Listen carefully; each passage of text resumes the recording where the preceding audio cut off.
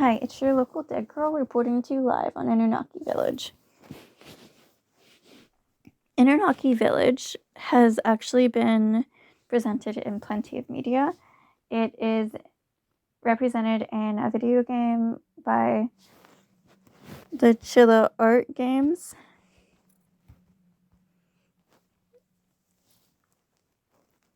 And there's plenty of those games, like familiar games might be The Closing Shift or The Bathhouse. And Inunaki Tunnel is literally the name of the game, and it basically involves heading through Inunaki Tunnel. There's also Howling Village, which is a movie once again dealing with all of the mythology surrounding Inunaki Tunnel, and it covers quite a lot of the myths, and frankly, it's just got a lot of content to cover in one movie. And because of that, I've actually covered it on my blog.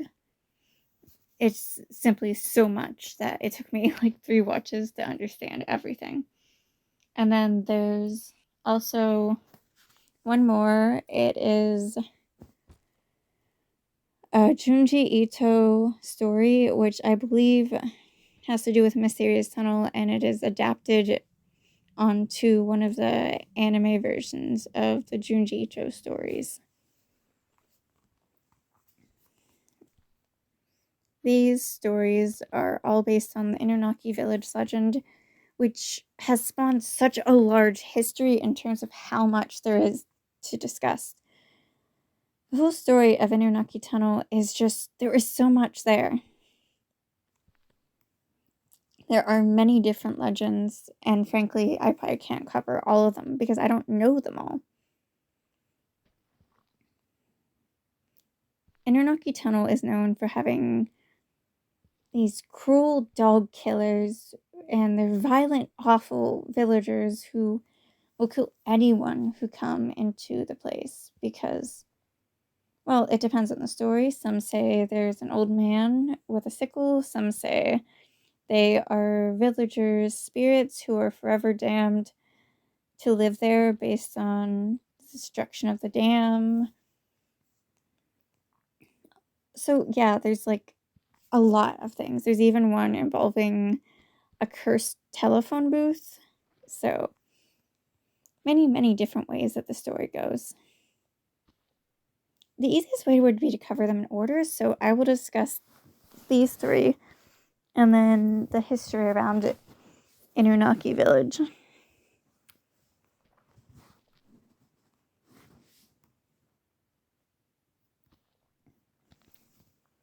So the first story involves a young couple who are driving up a mountain. However, they have to pass a little road while they're going up the hill, and they reach almost at the Inunaki Tunnel when their engine dies in the car and they can't continue forward.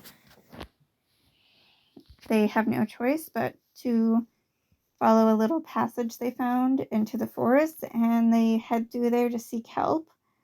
However, they come across a handwritten sign reading, "The Constitution of Japan does not apply beyond this point." The trail is hard to go through, and eventually they do get some sort of fruition, though one would argue if it actually is a fruitful find at all. They enter a small village, but this small village is strange. It was old, it was in disrepair, it was collapsing on itself, falling apart. It was a place where no one had lived for a very long time, and that which was obvious.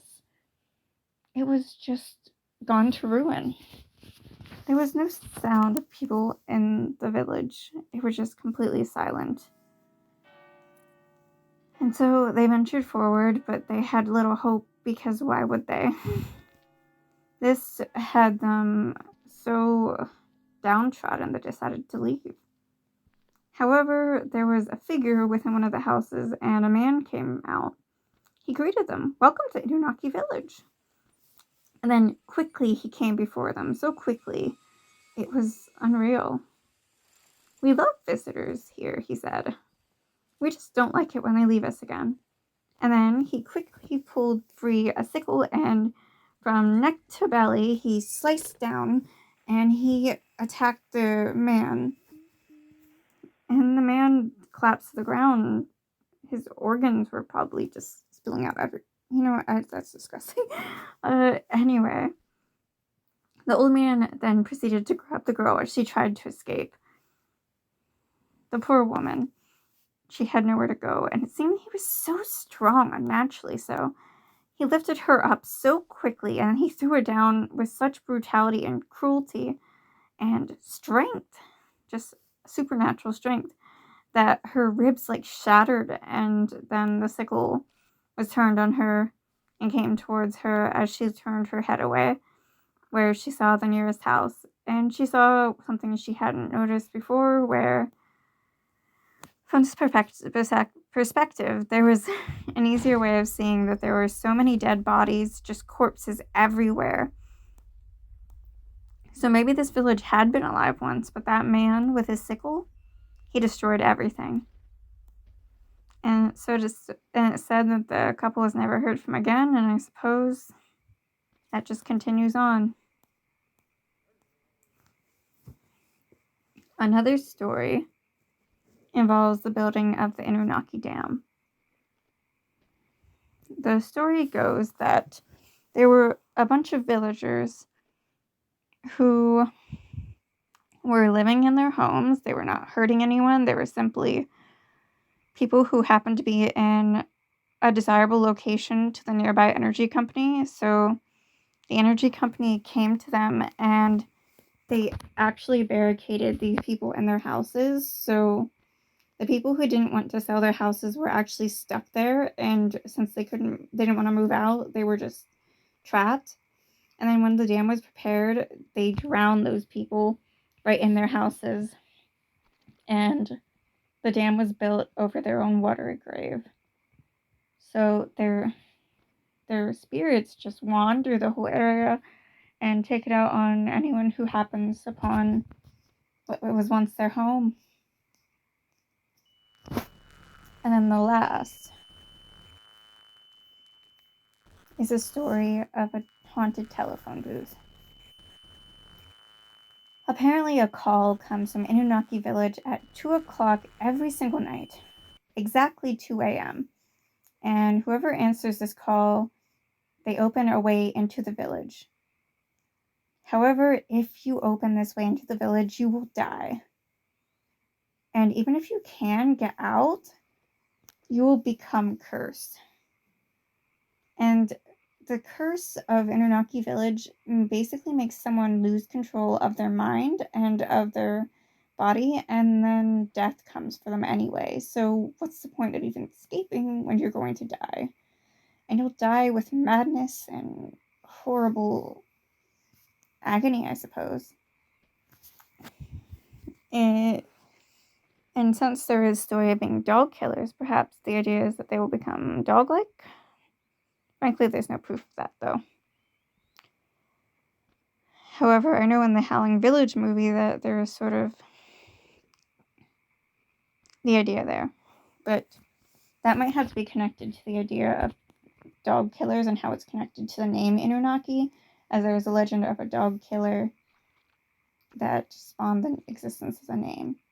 And really, there's not much to be said. It is a man who kills his dog, and then it turns out the dog was trying to warn him against something bad, and his whole family is killed for it.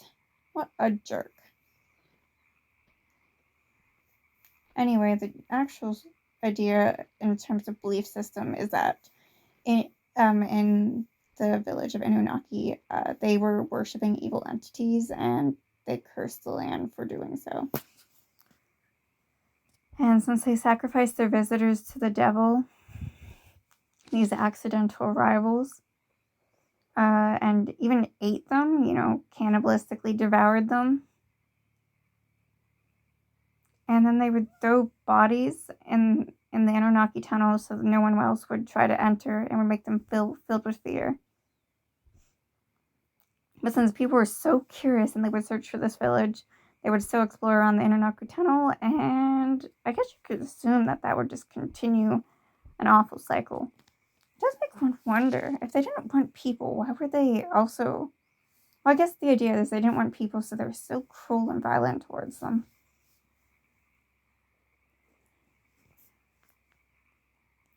There is also some real, like, true stories around it. This is not just like an urban legend related thing, but it is just a cruel and terrible incident. A man was taken to the Inunaki tunnel and he was horrifically killed by a local gang. Like, I'm not going to go into detail, but they just did some terrible things, and his body was found near the tunnel of Inunaki, which I imagine made things so much worse, as all these stories of Inunaki tunnel and its tragedy and the screams from within it. It just... Well, frankly, it became a spot for dead bodies to wind up, which just... This is basically why it was sealed up, like the tunnel was sealed up. There was just a lot of terrible things going there, and the simple history of it, of all these corpses and all these hidden terrors. How else is someone going to deal with that besides making up stories and becoming afraid? It's just, there's no real proof of any of this being a situation that was anything besides a remote location where it was easy to get rid of a body, I guess, which messed up, but it didn't seem like there was any proof of the supernatural or any of the occurrences around the actual village of Inunaki, because it just sounds like Inunaki village merged with a different village, so it's now part of a village called Yoshikawa, and then Yoshikawa merged to become Miyawaka City, and yeah, that's basically it. Like, there's no real proof that any of this was some terrible, awful thing. It's just there was a historical sort of tragedy around Inunaki Tunnel, and because of all this tragedy and all this death and all these terrible, terrible things, there spawned a bunch of legends and really interesting media. So there can't really be any sort of happy ending to that, but at the very least, the urban legends are interesting. Thank you for listening to me talk. I hope you enjoyed my story. Remember to like and subscribe. Thanks. Your local dead girl is out.